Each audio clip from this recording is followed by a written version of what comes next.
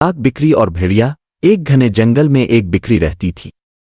वो बहुत चालाक और होशियार थी। एक दिन जब वो जंगल में घास चर रही थी, अचानक एक भेड़िया वहां आ गया। भेड़िया बहुत भूखा था और बिक्री को देखते ही इसके मुंह में पानी आ गया। बिक्री ने भेड़िया को अपनी तरफ आते देखा और फौरन समझ गई कि भेड़िया इसे खाना चाहता है। वो घबरा गई, लेकिन इसने हिम्मत ना हारी। इसने सोचा कि इसे भेड़िया को चकमा देना होगा। भेड़िया बिक्री के पास पहुंचा और गुर्रती हुए बोला, आज मैं तुम्हें खा जाऊंगा।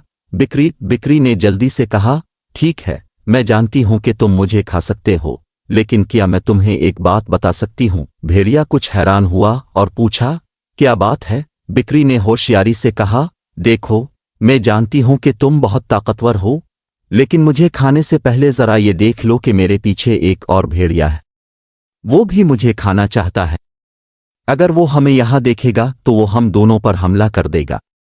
भेड़िया चौंक कर पीछे मोड़कर देखने लगा, लेकिन वहां कोई नहीं था। बिक्री ने यह मौका गनीमत जाना और फौरन दौड़कर एक ऊंची चट्टान पर चढ़ गई, जहां भेड़िया नहीं पहुंच सकता था। भेड़िया बिक्री को चट्टान पर चढ़ते देखकर हैरान रह गया।